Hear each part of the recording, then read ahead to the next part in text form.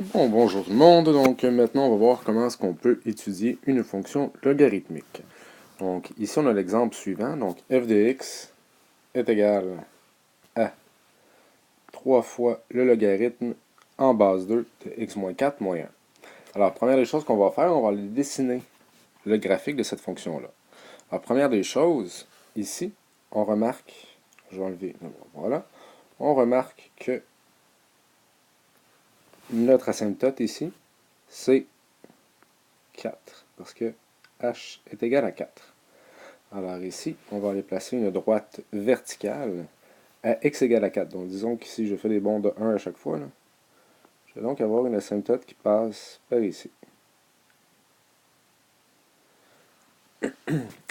Et ensuite, je vais aller placer certains points. Donc, disons moi que je place le point, disons le point lorsque x est égal à 5.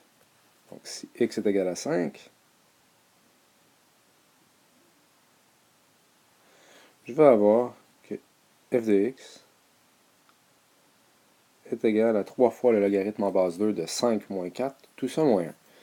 Donc, vite vite, en calcul mental, 5 moins 4, ça donne 1. Et le logarithme en base 2 de 1, bon, le logarithme en base, peu importe la base en fait, le logarithme de 1 va tout le temps donner 0. Donc, 3 fois 0, ça donne 0. Et 0 moins 1, ça donne moins 1.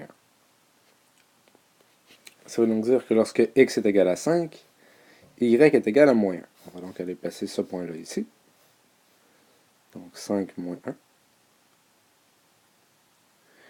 Et ensuite, je vais aller prendre un autre x. Donc, disons que x est égal à 6.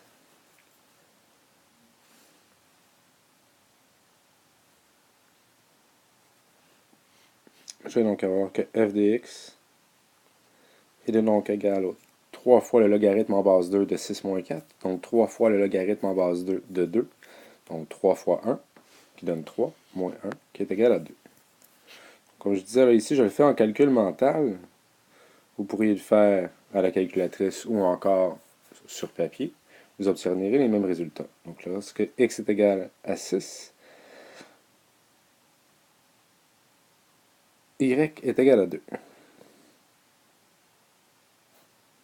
Ici.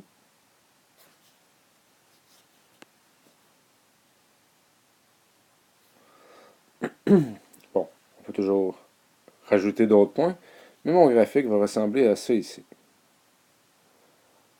Vous excuserez ici, c'est pas parfait. Mais bon.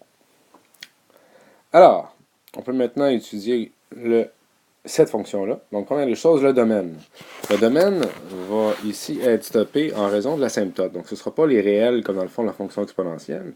Donc, ici, on peut voir qu'on ne pourra jamais aller plus loin que x est égal à 4. Donc, le minimum ici dans mon domaine, c'est 4. À noter que 4 est exclu parce que c'est une asymptote. Je vous rappelle qu'une asymptote, on s'en rapproche toujours de plus en plus, sans jamais y toucher. Et on se dirige jusqu'à l'infini. L'infini également ne peut jamais être inclus dans notre intervalle. L'image, on peut voir que ce sont les réels, ou si vous préférez, pardon, de moins l'infini jusqu'à l'infini. La variation, ici la variation, on voit que c'est croissant, pardon, sur le domaine. Donc, je vais l'écrire de façon adéquate. Là. Je vais écrire. Donc c'est croissant lorsque x appartient à l'intervalle 4 jusqu'à l'infini, qui est notre domaine. L'ordonnée à l'origine, ici on peut voir assez facilement qu'on n'aura pas d'ordonnée à l'origine, étant donné qu'on ne croisera pas l'axe des y. L'abscisse à l'origine. Pour découvrir qu'est-ce que c'est que l'abscisse à l'origine, on doit remplacer y par 0. Je vais donc ici faire le calcul en bas à gauche. Donc 0 est égal à 3 log en base 2 de x moins 4 moins 1. Donc 1 tiers est donc égal à logarithme en base 2 de x moins 4. J'ai donc 2 exposant 1 tiers est égal à x moins 4. Et bon, avec un petit peu de calcul, parce que je manque d'espace ici, je vais essayer de faire ça un petit peu plus rapidement. On obtiendrait que x est égal à 5,26. Bon, en fait, je devrais pas écrire égal ici, je devrais écrire environ égal. Ah, je peux même pas effacer. Merveilleux. Je vais écrire par-dessus. Donc c'est environ égal. Alors voilà, comment est-ce qu'on peut retrouver l'abscisse à l'origine. Donc ici, je vais écrire environ 5,26. Le signe, bon ici évidemment ça va être négatif entre moins 4